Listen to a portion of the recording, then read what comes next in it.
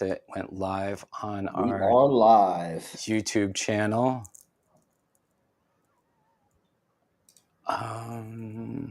Maybe it has a slight delay. Oh, it does. We're live. Okay, that's great. Brandon, thank you for joining me. It's really good to talk to you. I haven't seen you since the Emerald Cup in person. Can you hear me? Yeah. Okay. Yeah. Okay. I haven't done this in years, so please excuse me if I'm a little awkward. It's been a while, but can you tell me what's going on in Oklahoma and what's going on with this initiative? Yeah. Okay. So essentially, the medical program that was implemented into Oklahoma was State Question 788. And State Question 788 was a very, very well written piece of legislation. It had low tax and licensing for entry. Anybody could enter, really. And it was, it allowed the economy to grow. It included home grow. It included things like deli style at dispensaries. It allowed vertical integrated business models, so you could have a grow, a dispensary, a distribution. It allowed for all of these things to be accomplished very inexpensively, relatively inexpensive, especially in consideration to other states. It was really comprehensively written to allow home grow and protect women from things like CPS, Child Protective Services, if they have a child who is a medical patient and needs this as medicine. I know that that's something that you can relate to. Child Protective Services is the main reason why I voted yes on Prop 64 in California, because watching families get torn apart and their children get taken away because one of the parents or both the parents were medical patients growing somewhat lawfully under 215 was heartbreaking, and it happened to too many of my friends, and it needs to be a protection extended to parents. There's just full stop. There shouldn't even be an argument about it. If a parent is allowed to drink beer or wine or do shots of whiskey, they should seriously be allowed to parent responsibly using cannabis, especially in a legal state. Yeah, absolutely. And so it had those protections. It had, protections for your amendments, your constitutional amendments. They weren't going to take your gun away if you owned a license or if you grew cannabis. It was more of a hands-off approach. And, we still had a reporting system that we have to, report everything and manifest everything for records. And essentially, what happens is every year in every single state, there's new sessions they start, right? And they're hearings where people try to implement new legislation into a variety of laws, not just cannabis. And cannabis is a huge target. It's a huge target because of what it does, and also what it does, from a financial standpoint, from an economic standpoint, but also the impact that it has as medicine, and then also the stigma that's associated with it. So it's a huge target. And the first year after 788 was implemented, what ended up happening was they tried to change some of the laws, and they tried to do certain things to change 788. And it didn't really work, because what they did is there was just a few people that put in a few laws, but they were complete, and it would overhaul the whole system. And so it was too much. Nobody wanted to deal with it. Nothing happened. The program stayed the same. And I want to say, first of all, before I move on, that one of the reasons why having free markets and markets that are not overly controlled in taxes is because it causes economic growth. And it's not just the people that are investing into cannabis, that are selling cannabis, or growing cannabis. It's all the ancillary businesses that are associated with those businesses. So we're talking about the grow stores, and we're talking about the HVAC guys, the electricians, all the contractors, the labs. Like, it causes a huge economic growth when you allow markets to freely operate uncontrolled. And so that's what we saw. We saw in Oklahoma, we saw thousands upon thousands. At one time, I think there was 10,000 grow licenses issued. Oklahoma, wow. Right? Issued. doesn't necessarily mean active, but Sure. ish, right? So there's money that has been generated, and it caused economic growth and prosperity across the board. Even if you started a business and weren't successful, whether it was because you failed on the cultivation side or you failed as a business from the business side, it still caused economic growth, and it still contributed to the overall prosperity of the state. And so a lot of the legislators don't look at it like that. They look at like, how can we get more out of it? Well, that's the way that you maximize that, is by doing exactly what Oklahoma did. And it was the people that fought for this that got it passed. And it was written by somebody that I had met, and he had been cultivating on the underground for a very long time as well. As soon as the legal market, um, came online, he opt out from traditional, and does Went his. legal. Yeah. What changed in the law that's causing you guys to want to do an initiative to make an adjustment to it? So every year when those sessions come, we're a target and we're attacked. And so what happens is, this year, instead of taking a overall approach, like where they try to overhaul everything, Yep. um, they did a shotgun approach where they tried to change lots of things, and there were several bills even for the same thing. And so there was hundreds of bills that were aimed and shot at the cannabis community and the industry out here. And for the most part, we were able to keep awareness high enough that people knew what was going on and who they needed to call, whether it was one of their local representatives, one of the senators, or the governor's office. And we were able to tie up their phone lines and tie up their emails, so that they were being held accountable for what they were sponsoring. And but some of those things, they passed. Some of those things are going to create unnecessary waste. It's going to cost unnecessary business expenses, increase operating costs, increase taxes. It's going to limit the way people experience buying cannabis at a dispensary. There's a lot of things, and it's just going to continue to happen. It's going to get worse and worse and worse, because session's done now. The stuff that got passed, and then come November or whenever it's supposed to be implemented, it'll start being implemented or expected to be implemented, right? That includes things like metric, which is an added cost to all businesses. It creates trash, and it pulls revenue out of the state that they're operating to somewhere else, to some private corporation, right? And it's a monopoly, because they tell you you're going to do this and you do not have a choice as a business. Right. You have to pay for it or you can't comply. Yeah. So what are you trying to do with the initiative? You're basically trying to lock down the laws the way they are and lock it up so that they can't keep making these adjustments and throwing off the progress that's being made under the system that was already laid out. Because it's really a gotcha when they say, here's how you have to do business, and then you start doing business that way, and then 18 months goes by and they go and the legislative says, no, we're going to actually change that, and now you have to comply with this new set of rules, all after you're fully invested into what was supposed to be what was acceptable just 18 months ago. And that would be extremely hard on anybody that's trying to make this work. And if they impede the business as it already is, it is going to really hurt the auxiliary businesses around them that are already benefiting from legalization and a more sane way of dealing with the cannabis community, because obviously the community is not going to go away, the consumption's not going to end, people still want access to it. It's just that it has to be done in a way that works for everybody, the producers, the receivers, and the state to a degree. It just, what bothers me, especially in places like California, is the taxation that they're putting on it's almost like a sin tax that they're hitting us with, and it just doesn't make sense to me, especially when you consider in a lot of states, most states, medicine isn't even taxed at all. I mean, in California, you don't pay tax on your animals' medicine even.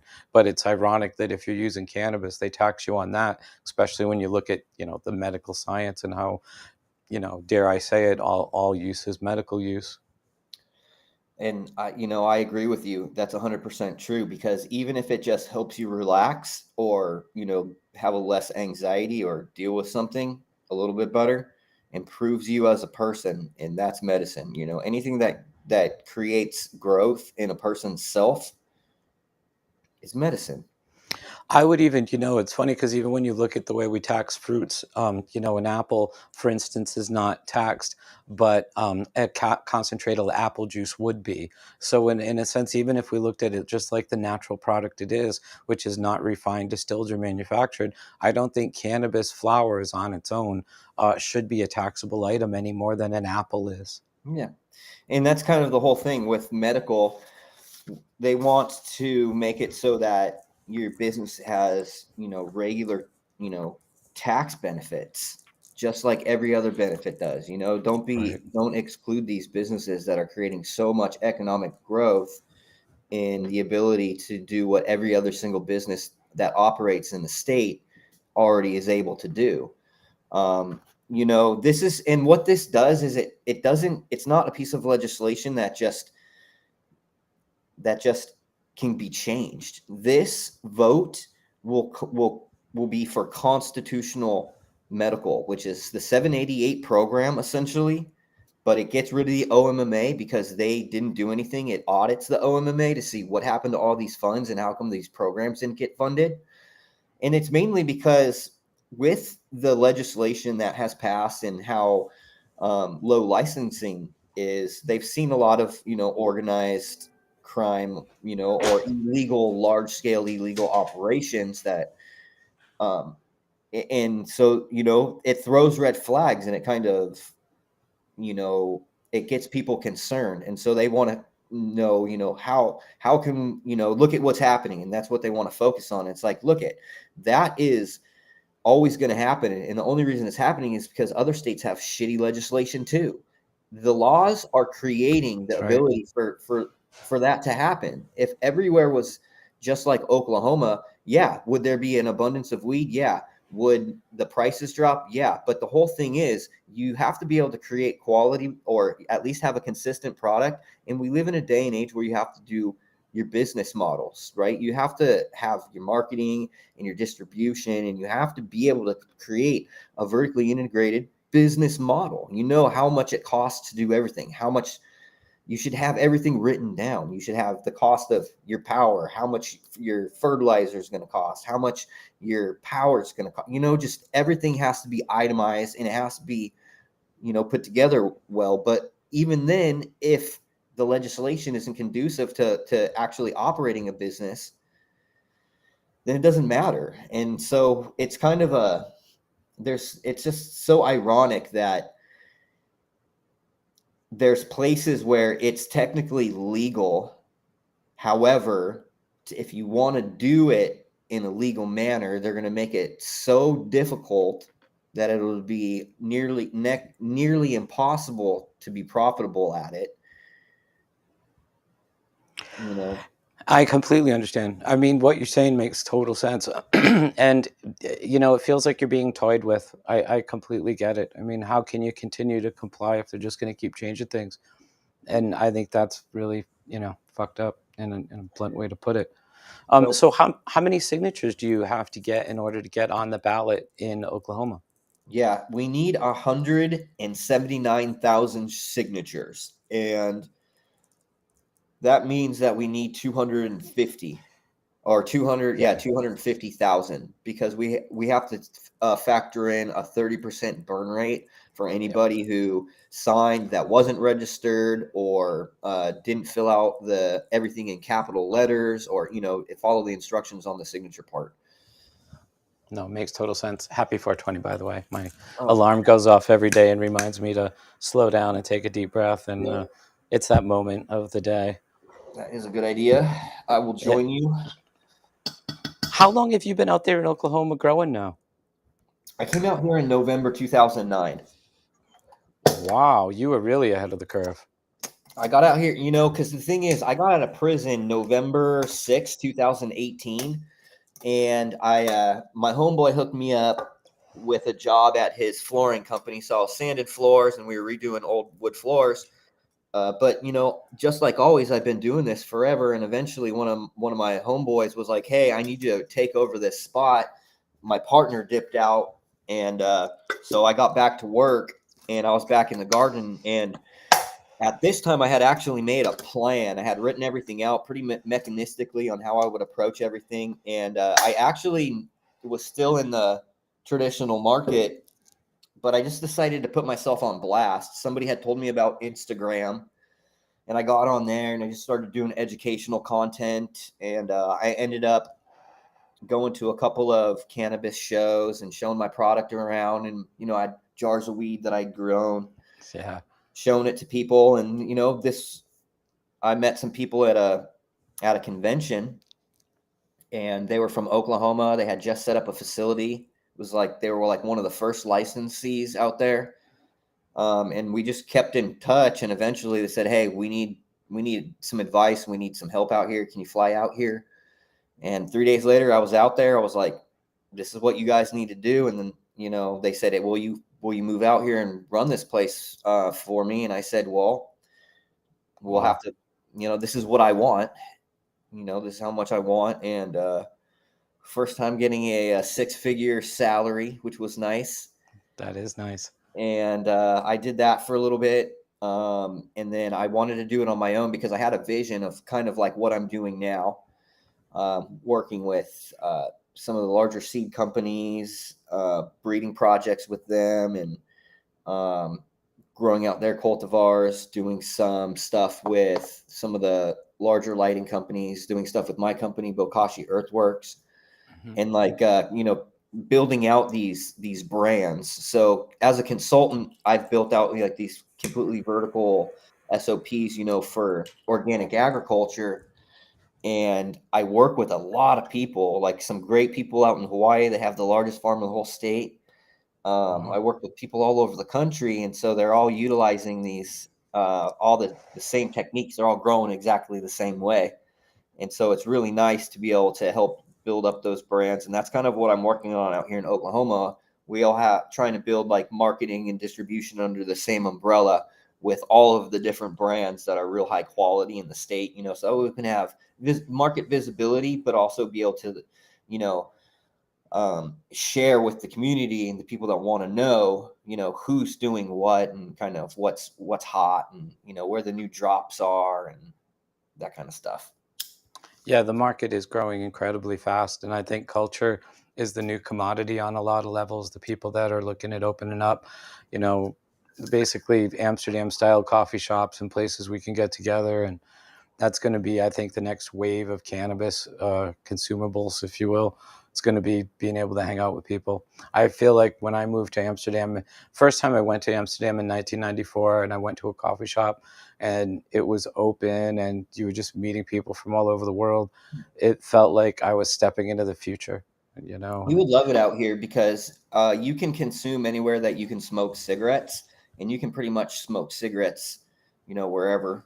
I mean, you can go into a bowling alley, and not all of them, but it's it's still like that out here. it's more relaxed.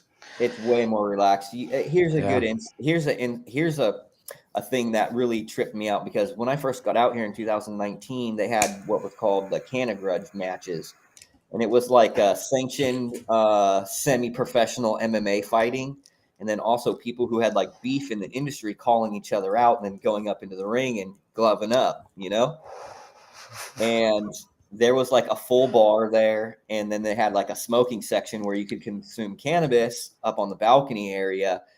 But within an hour, the whole thing was just you were smoking wherever you wanted. People were going to the bar, and I was thinking to myself, this is incredible. Like, this is amazing. I have never seen anything like this in my life, and this would never happen in California. No. So it was pretty cool, because we do have like consumption events where we're smoking and going to concerts, and it's totally acceptable out here. I can go Yeah. to a lot of like places downtown and consume right there on the patios, like in at restaurants and stuff like that. Yeah, that's the big difference. I mean, when I lived in Amsterdam, there were Indian restaurants and a Lebanese restaurant that used to let us smoke in them, which there was tobacco smoke also allowed, but they also allowed us to smoke cannabis. And it was pretty amazing. I got into an argument with a lady in the first class section of the train in Amsterdam. going to Rotterdam once because it was the smoking section. I had a joint, and she wanted the guy to tell me to put my joint out when he was stamping my ticket, and he wouldn't do it. And I told him I would put out my joint if she put out her cigarette, which she found completely like ridiculous. I would even ask, and he thought it was funny, and he just said, "You two deal with it. I don't see a problem." And he left. And I was thinking, this is the way it should be. I don't think I don't think we're asking for much when we're asking for equal rights. And my whole goal since I've been out of prison has been to try to bring cannabis into that demographic, or that light that they can't deny it as being a benefit to society, because it helps it economically, it helps chill it out. I mean, if we had cannabis stores around cities like we have liquor stores, I think the cities would be a lot more mellow, you And that's know. what's happened out here, because I talked to a lot of people that are from here, and I had someone say this place was lush, is how she put it. She said it was very lush before, and what she meant was there was a lot of alcoholism in a lot of places, and she says that has decreased exponentially. Right. And there is a lot of people operating out here, but it's so much better. I went to Las Vegas the other day, and I wanted to see some flower from a company that I watch. They do all living organic soil, Green Life Productions out in Las Vegas. I wanted to try some of their flower, and I wasn't even really allowed to like experience. I couldn't smell it. I couldn't I couldn't look at it. It was just on a Right. screen, right? And it Right. was a picture of, and that picture is not a good representation of what you're actually getting. No, that's You know, California as well. You're buying based on the way a package looks. yeah, and so it's very impersonal, and it takes a lot of the experience that I really loved. Away. Yeah, The personal because connection. I want to be able to smell that. I want to be able to see like Oh, what I think is good for me, and I want to be able to talk to the person in the store that is going to be able to give me some information on and have that's that more personal experience with the right. medicine itself is part of the medicine. you Right. know No, I completely get it. My mom was like, I called her a parlor dealer. She basically sold weed to her friends in her living room, and they would sit there and they'd smoke a joint and they would talk, and the packaging was the personal touch. It was clearly not the cheapest plastic baggie you could find to put the weed in.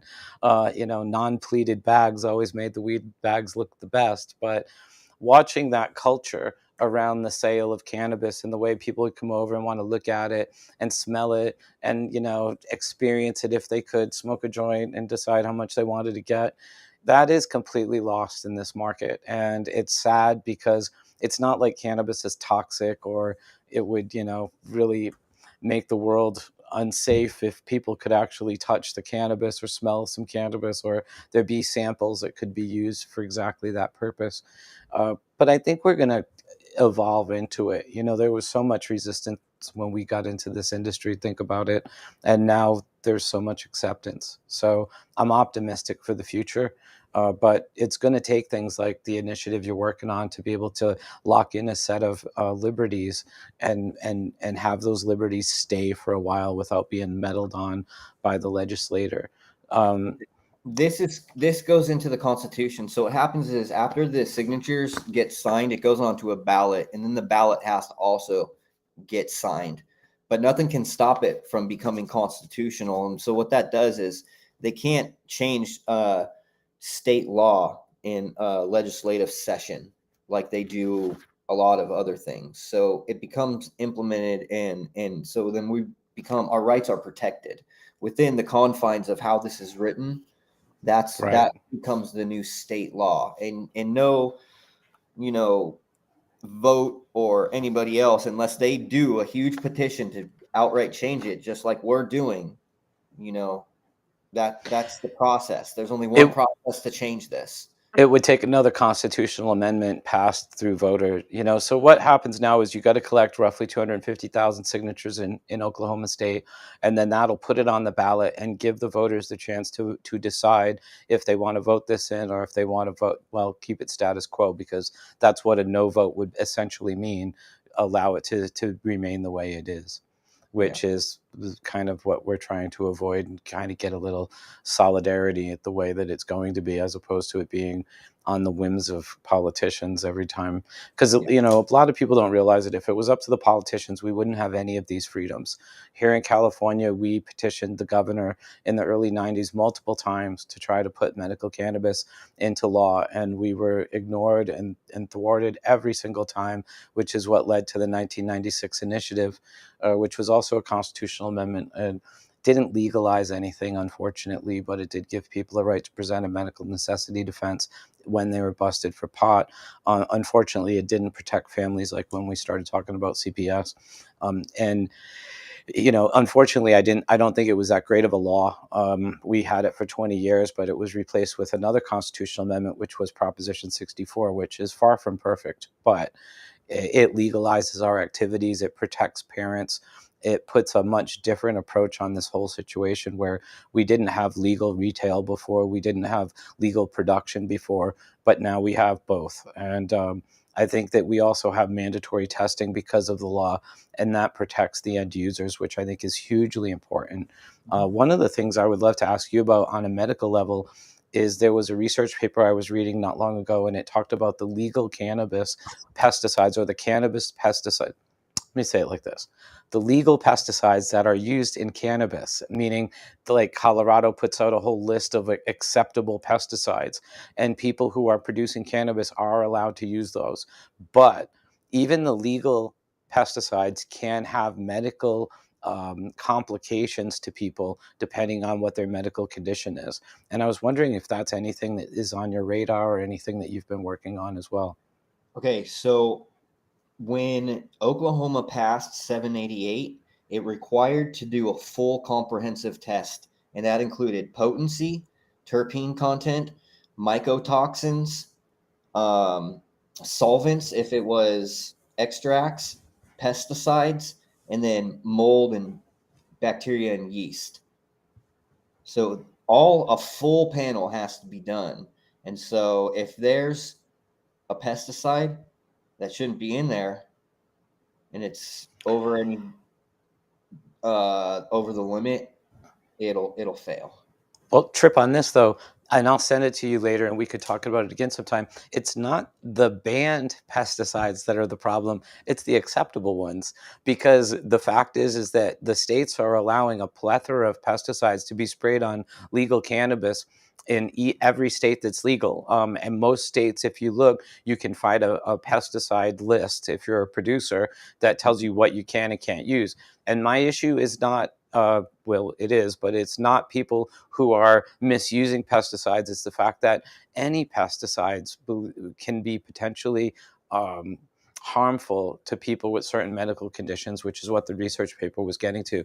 Yeah. And I I've always advocated organic cultivation, and I've always advocated home growing, because it's the only way you can really ensure that the stuff that you're smoking is clean. If you didn't spray anything on it yourself, then clearly it's clean. But I just wondered if it was part of the conversation there as well, and if a lot of what you guys are doing is organic cultivation. So all of the things that I use are certified for organic use, and it's also understanding like when is the proper time to apply these things, because obviously improper use, no matter what it is, can have negative consequences. You could take a totally organic substance like neem oil, for instance, like that, which is commonly used.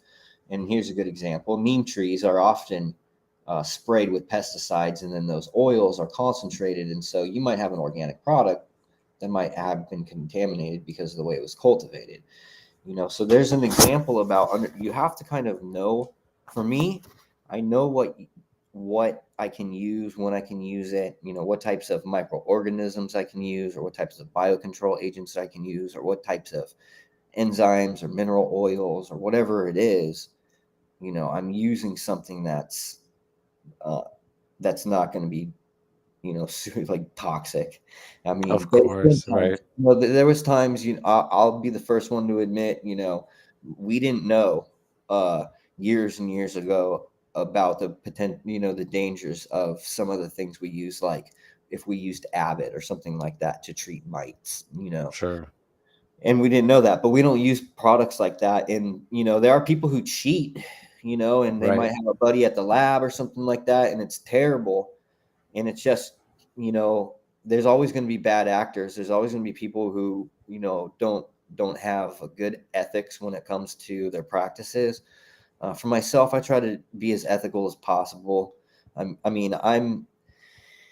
the all the things that I use that are in my SOPs for like IPM, mostly biological. I have some pesticides that are organic, like pyrethrum, which is Yep. that's a pesticide. It has about a 11 and a half hour half-life. Yep. It dissipates extremely quickly, and it's made from chrysanthemum flowers, from the distillation of those flowers. So it's, there's things that you could use, and typically home growers don't have to be as active as somebody who is doing large scale. You have to be really on top of your integrated pest management SOPs and the practices. And so your SOP is based off of your area, what products you want to use. I mean, you might be using enzymes and only biologicals and insects. It just depends on which route you want to go. If you need to be a little more aggressive because you have insect pressure, you might go over to something a little heavier, like Pure Crop One, which is basically vegetable oils and some, um, some, Right. Citric acid based kind of yeah, solutions. yeah, Lately, I've been using essential oils in a and yeah, and product called Trifecta, which I've really liked. Not trying to, but it's fantastic. I've been really loving it. Doesn't It smells really nice too, and I'm really happy with the way science has kind of stepped into this problem, because now people have a solution rather than reaching for Avid or any of the yeah. other problems or addict chemicals that they've reached for so long.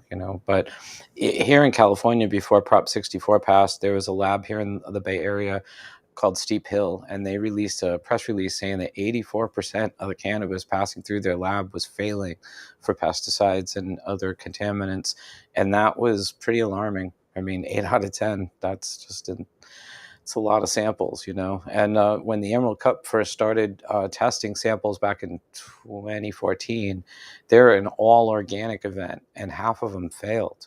And that was really shocking, because all those cannabis companies at the time were purporting to be organic, which was really troubling. And Oh, wow. yeah, it was heavy. And they're still organic, and they still test everything. And if anything fails, obviously it's not allowed to compete. But it I think that really there has to be some oversight for the consumer protection. And I'm grateful for people like you. Of course, I've always admired you grow, and what you post and what you're doing. It's always had high ethics. Unfortunately, there's a lot of people just trying to make money, and they don't really care what they spray on the end user's cannabis, because they're not the ones smoking it. Well, here's the thing. I put my face behind everything I do. So, I have to be accountable for what I'm doing. Yeah, And, I can relate. I can. you know, so I can't, I want my people to be successful, and I want to, the whole reason I'm doing this is because, I lived in California. I'm from San Diego, born and raised out there. And all the OGs taught me, how to do this. And I did it for a really long time out there, but I was really focused and driven the last time, I got out, and I was like, I'm not going to not do this, but I got to figure out a way to do it. And I had applied to hundreds and hundreds of different jobs. I mean, jobs that were well below what I was worth, just to try to work in the industry and at some capacity. It didn't even matter what it was, just to get my foot in the door. So then, because I knew as soon as I had my foot in the door, I could, navigate my way around whatever business was going Right. on. So, but I couldn't do it. I couldn't do it in California. I was a convicted felon, and I never passed the background checks, and it just wasn't happening. And so, when I got out here at Oklahoma, and I found out that it didn't mean that wasn't going to affect me, and then I was going to be able to operate a business and keep doing what I'm doing. I want to keep Yes. that. I want to keep it like that, because if people don't get proactive, I hate politics. I hate politicians. I've never been into civics or anything like that, but it's like, dude, if the whole reason why these legislators are always trying to run us the fuck over is because we're the ones that aren't holding them accountable. And That's so right. they're flexing on us. And if we don't flex on them, then they're just going to do whatever they want, you know? Direct democracy is important if it's exercised, and that's what you're trying to do. I didn't know you were from San Diego, by the way. That's kind of where I started my activism. When I first read The Emperor Wears No Clothes, I was living in PB, and I started the San Diego Compassion Club in March of 1995. And at the time, the city council actually voted to pass a medical like marijuana ordinance, making it their least priority.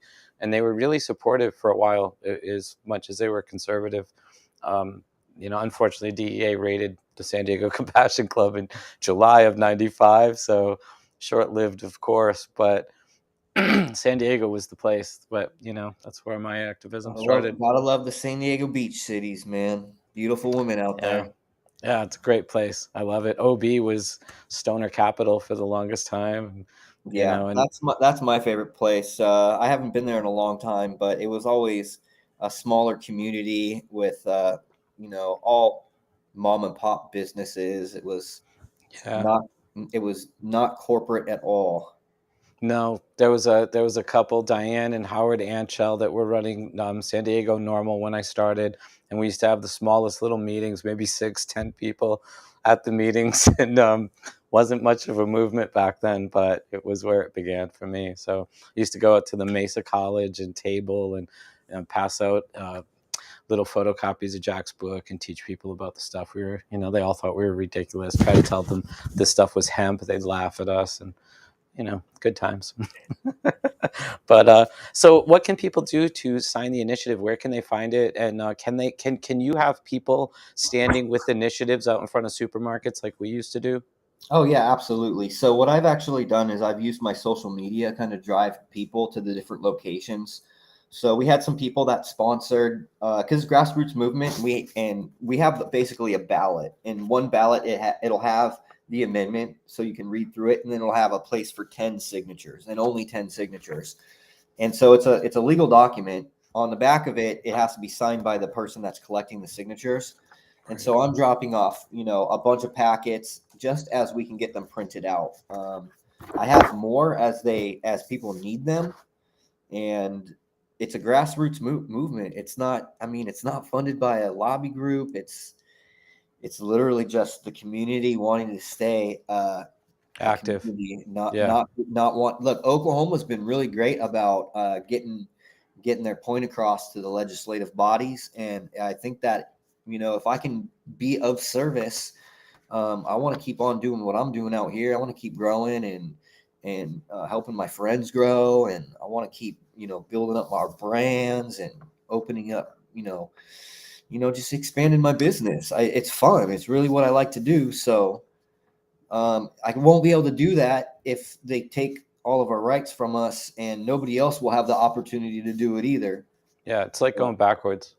How long do you have to gather the signatures? When is your window of opportunity end? I think we have 120 days. When did that start? What's your signature? Do you have an end date? No. So I think what happens is that you can get the initiative started, and then when you file, like, okay, we're gonna go. Bam! Here's our, we have this Your much start time. date.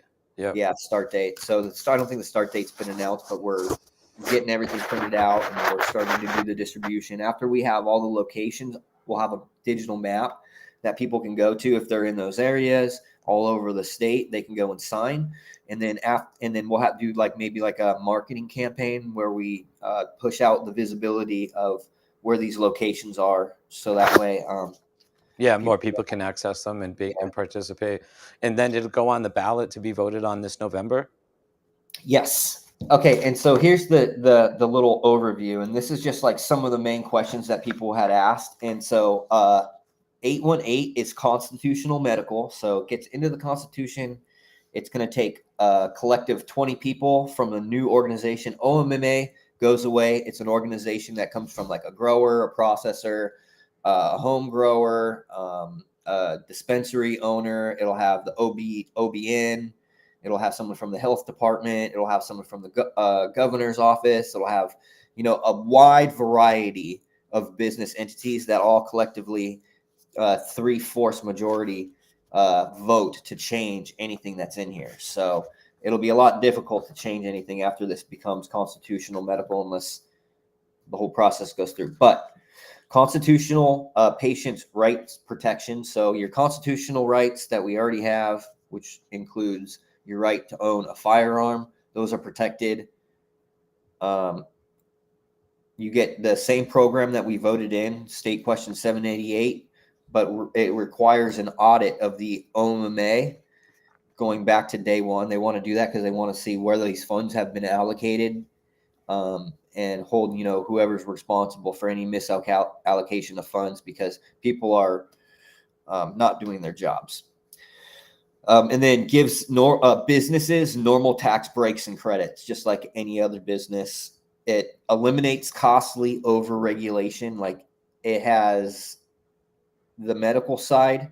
It'll start with a 7% tax on medical that'll drop to 0 over the course of a year after 819 goes into effect. So essentially there'll be no tax on medical whatsoever, and then you'll still be able to have your normal business tax breaks. And then it'll provide constitutional direction to the legislative body. So they'll give information on any. Well, it gives structure to what it'll give the gist of what the law writers meant when. So you just have to read through the actual initiative so you could understand what the information or the guidance they're giving to the legislators will be. Clearly, it's kind of just trying to boil down to our This is rights. one that you'll really like too, right here. Constitutional protection of home grow. That's great. Yeah, so that's one of the things that we wanted people to know. I'm a huge advocate of home grow. That's where community starts, and that's something that we want to, the people who are also consuming our medicine that we produce are also people that are cultivating their own, as well. Just because they're cultivating their own doesn't mean that they're not buying from anybody else. A lot of these people are buying seeds from reputable seed companies and seeing who's who in the community and the industry, and wanting to grow out this and that, and so they want to participate.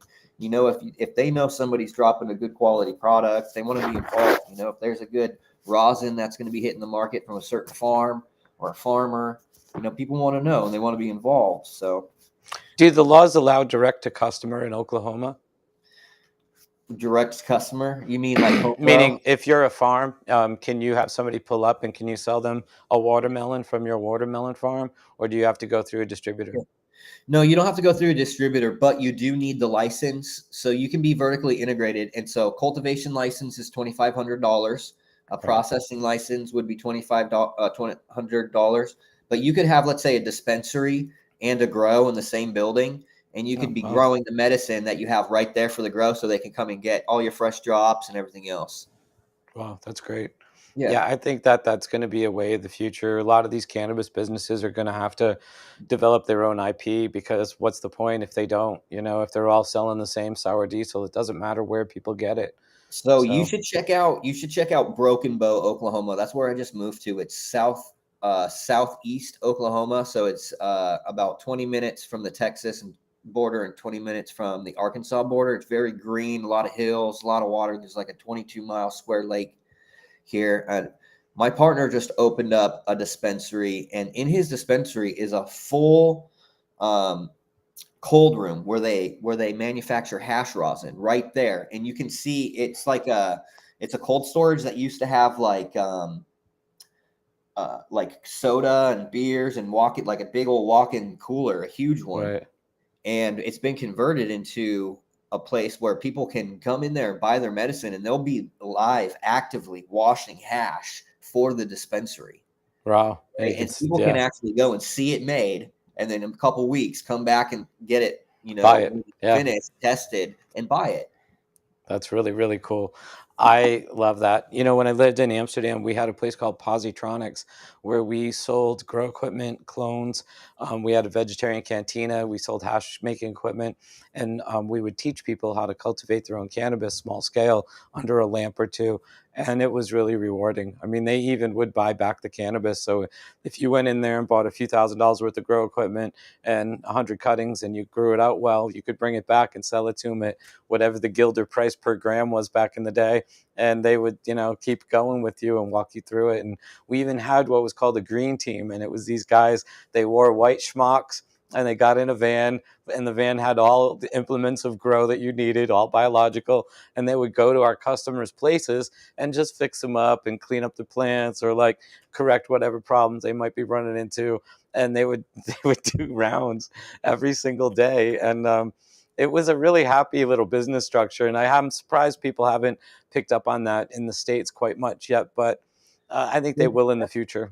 That is kind of like what I do, because what I'm looking at is, I set up SOPs for farms, and then I provide them with the microbes and the fertilizer, and then I also help them with the agronomic side, where I get the soil data and I tell them, oh, this is exactly what you need to add to the soil in this quantity to maintain nutritional sufficiency, specifically for cannabis, and you can even dial in SOPs for specific cultivars that way. And so that Right. it's amazing that I get to be able to do that for so many people. And so that it takes the guesswork out of the cultivation side. And so they can focus on just their plant maintenance SOPs, their Right. IPM, and take care of business side too. Yeah, gives them a checklist to follow, which is really, Yeah. really perfect. I think that's great. Believe it or not, way back in '96, we had a fertilizer manufacturer who took a whole lot of clones from us, and he was put them in same cutting in different types of soil, because he, as a fertilizer manufacturer, had soil basically analysis from all over the world. So he was in one day asking me, an old dad who was 80 at the time, the countries of origins of all the varieties that he could, because that way you could do soil sample lookup and figure it out how, alkaline or acidic the soils were, and what might have been found minerals and such, and be able to kind of replicate that for the varieties. And I thought that is I, genius. I do that. I do that. I'll tell you how it works. You want me to tell you how this works? I Okay. would love it. Okay. So check this out. What I do is I get what's called I get a standard soil test and a saturated paste test, and then I get a leaf tissue test. And then I also do a sap test if I'm building an SOP. But let's first talk about the first three, which is a standard soil, a saturated paste, and a tissue test. So a standard soil test will give you an overview of how much of what is in your soil. It'll give you your pH, your EC. It'll give you all of the mineral inputs, whether it's phosphorus, sulfur, nitrogen, everything that the plant needs. It'll tell you basically what's in there, but it doesn't tell you what form it's in, right? Because these minerals are not always biologically stable. They're not in their mineral ionic form, which is like calcium, for instance. It needs to be in its divalent form, which is Ca2 plus, right? Or Ca plus plus. Same thing with magnesium. Magnesium has to be in its divalent form. And so there's different forms in the soil. So saturated paste, it shows you out of what collectively is in that soil, what falls into solution in the metabolically available form. So when we're talking about sulfur, we're talking about sulfate. That is what the plant utilizes. So in saturated paste, it'll give you the sulfate, it'll give you the phosphate, it'll give you KO2, which is potassium hydroxide, or the usable form of potassium. It'll give you your ammonium, your nitrate, your ferrous, iron. It'll give you everything that you need in available form. It'll tell you at what ppm or in percentage those things fall in. And so I can look at those analytics, and I know what the target level is that should be on, I'll give you an example. Calcium should be between 150 and 200 parts per million on one of these tests. And I know that if it's low, how much of, let's say gypsum or something like wollastonite I can add to the soil to bring that calcium level up. Right. And I know what I need to do that for every single mineral nutrient in the soil. So if I'm maintaining a standard across the board, and I'm hitting these target nutritional levels that I've tweaked and developed from some other research and from other people that I've gathered and talked to, I'm able to consistently keep that target level. And then I can look at the tissue test. And if I meet all of the targets in saturated paste and I'm hitting all the targets that it's supposed to be in tissue, I know that that plant has sufficient mineral nutrient. Now, if I have everything meeting the target on a saturated paste test, but I'm low on something like nitrogen or phosphorus in the tissue, I know that I may need to substitute or implement more of that mineral input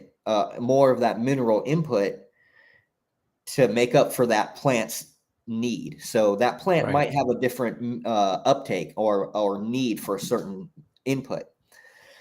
And so you can address that through the tissue and by adjusting those target levels. And then you can take it one step further, which is what's called a sap analysis. And sap analysis is really unique in it's actually two tests. You take fully photosynthetic bottom leaves, mature leaves, and then you get those tested. At the same time, they test fully synthetic upper leaves of the plant that are fully mature as well. And what you can see is you can see the translocation of mobile nutrients in that sap. And so if you see that something like nitrogen is lower on the lower parts of your plant,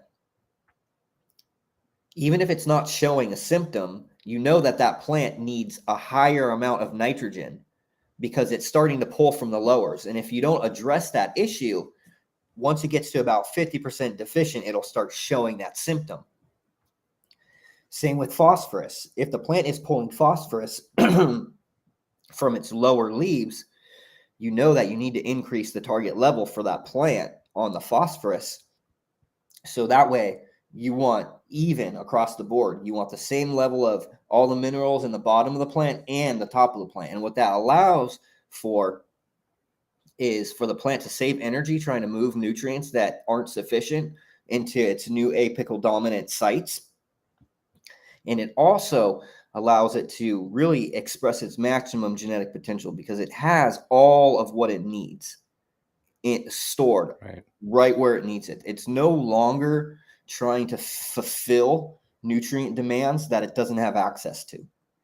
And so you can build an SOP for specific cultivars by doing those types of analytics. And then once we get these analytics with hooked up to real-time machines, which we can do for some we might be able to do selective diodes for certain cations or for certain mineral elements, but not all of them currently.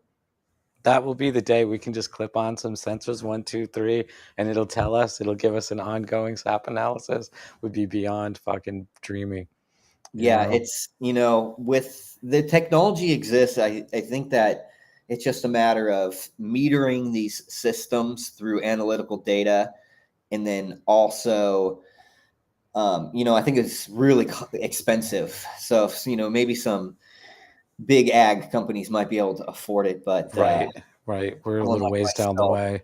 Yeah, Hey, I'm a little down the ways. can I ask you if you've been doing any research with sulfates and thiols? Or sulfates leading to greater thiol production on a given plant? So I have read some of the information. I think you even shared some of that online with the I think they're methyl groups. Yes. It is. Yep. Yeah, we know about things like methyl anthranilate, which is if you've ever had an artificial candy or artificial grape type sweetener, that's kind of what it smells like. And we see that is not, it's a flavonoid, it's an aromatic flavonoid. And we're not testing for those, but you can distinctly smell some of those things that aren't really associated with terpenes. And, I think that the more that we dive into the research and look at those things, then people will maybe breed towards those characteristics and we'll see them become more common. Yeah, of thiols for sure. I mean, looking at the research, clearly, I mean, humans can detect it in parts per trillion, and traditionally it's been to alert us to, potentially poisonous or food that could make us sick. So I'm not surprised that collectively the whole cannabis community basically is at fault for this, but we all bred away from these plants that smelled like piss and shit and stinky skunks. And these sulfur-based alkaloids are, it's interesting looking at the research too, because a lot of them will gas off within 10 days of harvest. And when you go back to the 80s and the 90s, I started growing in 84, the winter of 84. We didn't really cure our cannabis like we do now. A Yeah. lot of it was we cut it down, and as soon as that shit was, sticky and you could roll it, we would do that. So I think a lot more people experience thiols because a lot of the cannabis that was getting passed around was closer to cut, if you know what I mean.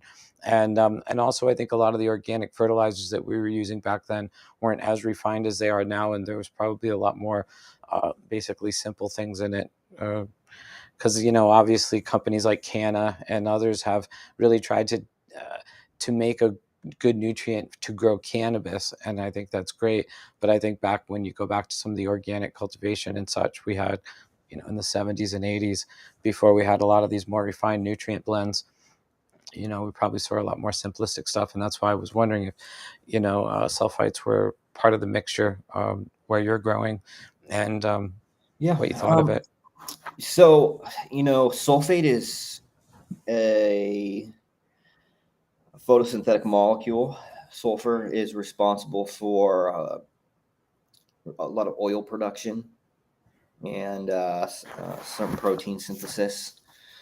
So it's an important element, and you don't want to be deficient in it. And again, my whole approach is nutritional sufficiency, to Right. maximize the genetic potential, but also do things like biohacks, right? Because there are certain things that you can induce responses that come from the use of things like amino acids, right? So L-chain amino acids, they are bioavailable. They're one of the organic things that plants actually can sequester. So for the most part, the plant uses mineral ion in a certain form, and that's through a certain pathway, whether it's diffusion or mass flow or inception. Now, with these low weight organic compounds, like amino acids, they're introducing the amino acid. And what would normally happen is the plant would uptake ammonium or nitrate, and the nitrate would have to be converted into ammonium. It would take energy, cost the plant energy. And then that ammonium would be constructed into amino acids, and then those amino acids would be constructed into proteins. So it's a 3 or 4 part process, and it all takes energy for every process. With the amino acids being able to be uptaked in the root system, it skips that process where they have to convert the Wow. nitrogen into the amino group. The amino group already is there, so all it has to do is finish that biosynthetic pathway for the conversion of that amino acid into a protein. Wow. Things like that, and you could save up to, it's shown in the research that you could save up to 18% of that plant's metabolic energy. Think about if you had 18% That's incredible. more of a day, or 18% more money in your wallet, or it's a huge factor, and that energy can be used for other metabolic processes. In theory, you should have that extra energy for Right. what the plant needs, whether it's a defense response or More robust growing. Yeah, more vigor, clearly. That's fantastic. When you said biohack initially, I was wondering what you meant, and that's great description that you made. That's fucking fantastic, really. yeah. So I have a book. I have a book too. It's called Inducible Plant Proteins. And they have, it talks about research about how you can induce certain plant response, plant proteins. And if you look at a lot of these biomechanics, you need the construction of proteins to start creating these, complex organic compounds, these secondary metabolites. That's what they are. They're complex organic compounds, which means they're carbon, hydrogen, and oxygen. That's what these things are constructed out of. That's what the plant does. It takes all these mineral elements, turns them into these complexes. So if you have all the complexes and you have a system that's conducive for their growth, you can kind of create homeostasis. I feel like you're maximizing those plants' genetic potential, and that's where you're going to get the highest quality of medicine. Yeah, I That's love my you say that. I've always felt like if a plant can deliver 100%, we don't really usually come all the way close. And the best runs I have are the runs where I didn't really impede its ability to do its thing. Because every mistake I make takes a little bit away from its ability to hit that 100% mark. You know, uh, what do if you don't mind me asking, what do you think of the old concept of flushing? So in I'll tell you when I flush in an organic system. So if I get a soil report back and it's really, really high in something like sodium, right? Sodium is antagonistic to calcium, magnesium, and potassium, and so you can't have super high levels of sodium in soil. In that case, you might need to flush your soil, but you need to get Right. before you do that. You need to figure out what the source of that sodium is, because if it's your water that you're about to flush with, it's not going to make too much difference. Right. Right. And so really what we're doing is we're looking at data. And so I always have, when I do a consult, I always make sure people test their water as well if there's having an issue like that. But it could be high chloride or high bicarbonate, or it could be even super exponentially high nutrient content like micronutrients or nitrogen or something like that. And some of these things are harder to flush out than others. It just depends on what form they're in, and how strongly they bond to the organic matter surface or the clay colloids in the soil. I appreciate that you went immediately towards actually correct use of leaching soil, because that's what it's all about. And I think a lot of the people that think they need to flush their plants in the end of their cycles don't even understand what you just said, because really it's a correction mechanism more than it's something that you'd want to do. And all my friends that grow organically with living soil, when you say, "Did you flush the plants?" they cringe, of course, because they're like, "Oh no." And I had Jeff Lowenfels on once, and I asked him what he thought about flushing, and his response was, I would like to know what the people who flush think they're flushing out of those plant cells." And I said, "Oh yeah, it's kind of funny," but I don't. I've always thought that it was a technique that came from tomato cultivation, ironically, because when you're growing tomatoes, you do basically leach the nutrients towards the end. It causes the plant to burn up a lot of its excess sugars in the tomato sweeter. But we don't really use cannabis that way. We don't eat cannabis like a tomato. So I don't think it applies to cannabis. But I think that the terminology kind of came from when people in the 80s were kind of copying and pasting tomato cultivation technologies into cannabis and trying to generalize the way cannabis grows. There is one, here's the thing. I have grown hydroponically. I did that for 11 years when I first started. And so we did flush, but we weren't flushing to you know, we were flushing because there was salt buildups. There was precipitation from the nutrient, and we wanted to be able to make sure these buckets would stay clean, because these ebb and flow buckets. You have a bucket that was like this. The drip line was here. You'd get a little bit of water underneath that line that would never drain out. So you would either have to Right. post that bucket up a little bit and prop it up, or so something like that, where you need to flush enough water to clean that system out, so that way you could deliver the proper delivery of nutrient and solution. That was one of the things we did. And then really only towards the end of really the last couple of days, and it was just really to help the onset and that ripening process, because if they were already done, we wanted to kind of like, let's let these things finish off. Let's just use water for the last couple of days, just so that they use the rest of the nitrogen that's in there and stuff. That way we don't have any bad flavors or taste associated with too high of a nitrogen content. That goes back to the 1600s, though. They would, if they over fertilize with manures in their tobacco, you would have unflavorable, unusable product. Nobody would want to use it, and that's Wow. It would make the tobacco too harsh to smoke. yeah. Nitrogen does that, and nitrogen also will decrease the cannabinoid content if you have too much later in flowering. So you do need it, and you need an abundance of it, but you just need less of it towards the end. Right. And I know what that should look like too. You start at a certain level, and as long as you have a sufficient amount, you can let it teeter off pretty much until it's gone. But you need to start off with the right amount and not too much, because too much, again, it'll delay senescence. It'll also kind of cause a harsher taste, and it'll also decrease the cannabinoid content as well. Which I find really remarkable. I mean, humic acid also, from the research papers I was looking at, decreases cannabinoids across the board, which No. What it does is it distributes the cannabinoids more evenly across the plant. So instead of having the majority of your cannabinoids in the apical sites of the plant, what it does is it gives a wider distribution throughout the whole plant. well, I'll share the paper I gave you. I wonder though, and I am meaning it like this. I mean, if we took same cutting, with humic, without, and basically, it would be interesting to see if the THC spiked and the other minor cannabinoids were lower, or if the THC was lower and the other minor cannabinoids were where they were, where they were going to be, or if they were actually a little bit higher across the board. I Um, might have seen something like that too, where the overall THC content might have been lower, but the other cannabinoids were maybe a little higher.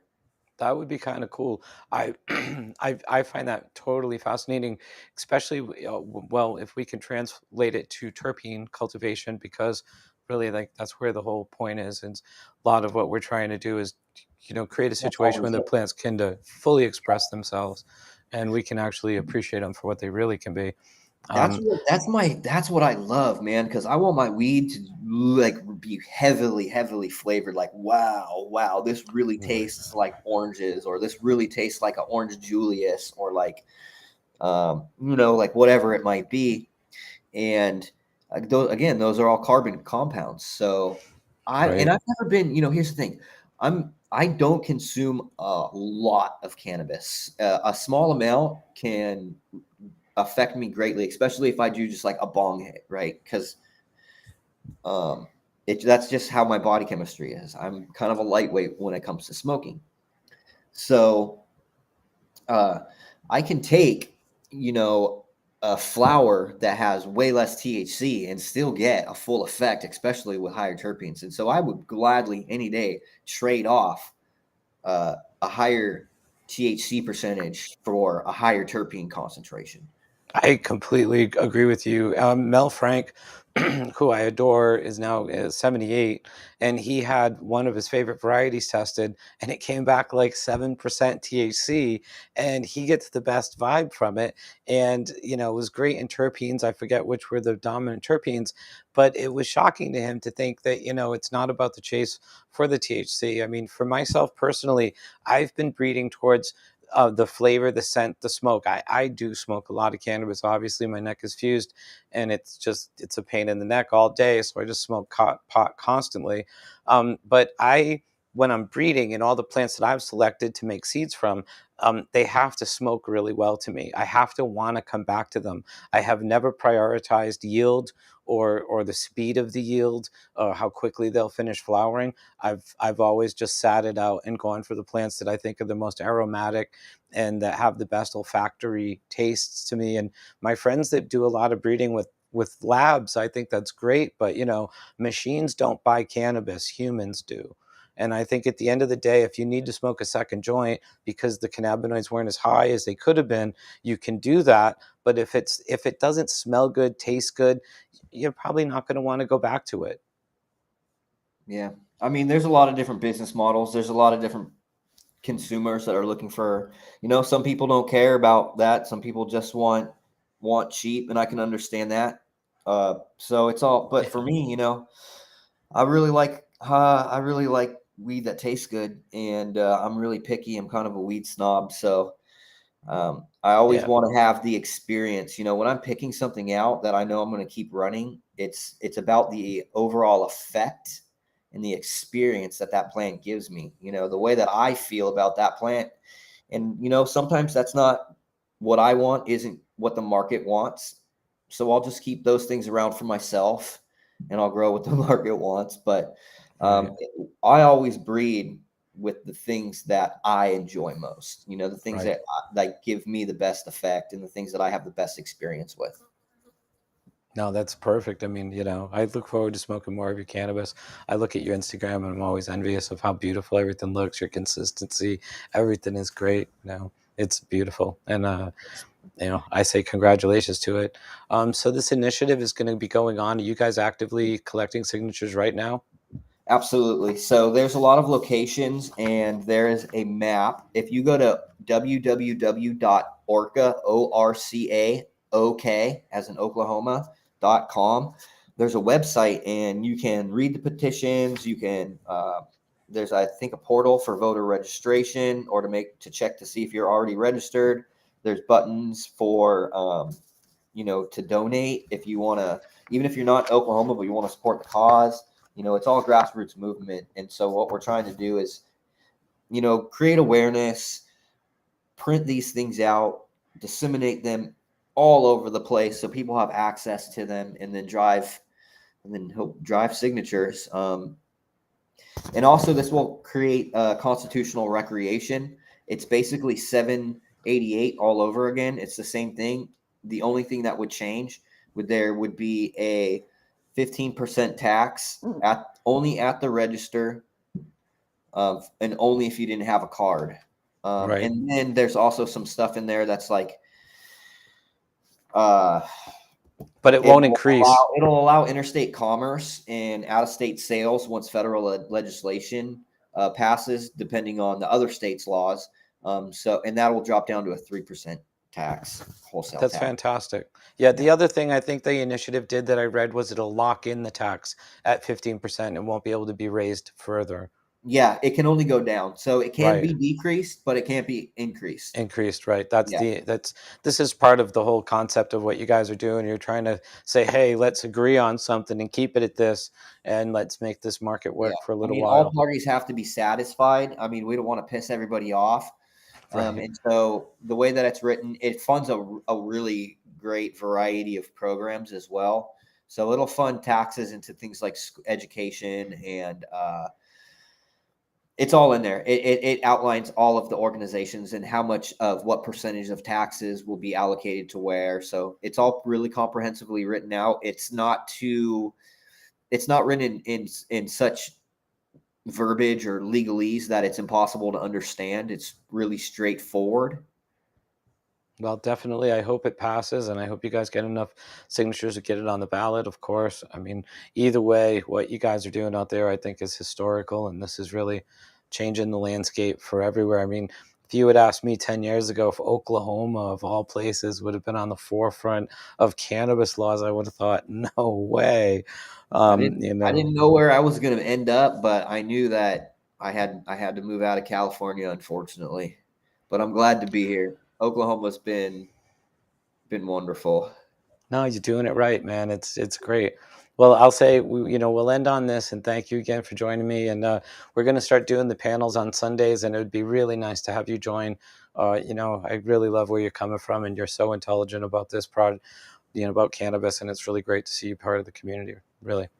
Thanks. I appreciate it, man. I appreciate your work and the stuff you're doing with Greg and the NL lines and all that stuff and the haze and keeping those around, man. It's super important to have that and having a legitimate original source too, I'm lucky, man. If it wasn't for my activism, I wouldn't be friends with guys like Mel Frank and Rob Clark and Skunkman Sam and Greg. And because of all that activism, basically, I was fortunate enough to get the genetics that have been coveted for so very long. And I feel really honored to be a bridge to the community. I mean, feels like we're all benefiting from a lot of the bullshit I had to go through. So I think that's really great. And I really am glad to see people enjoying these genetics and being able to experience them for what they really were before they all became, super hybrids over the last 35 years. Yeah. So, but I hope you enjoy the Northern Lights. I know you're going to grow some, I'd love to get you I will. some. Yeah, I'm actually going to be popping a lot of seeds. Our new facility is currently being built out as we speak. Actually, they might be done for the day, but they're busy at work. It'll be a couple of weeks. We come online, and I'm going to be a seed popping fool. Well, I look forward to the Instagram post, bro. And well, thank you, and we'll be in touch. Okay. I'll see you later. All right. See you later.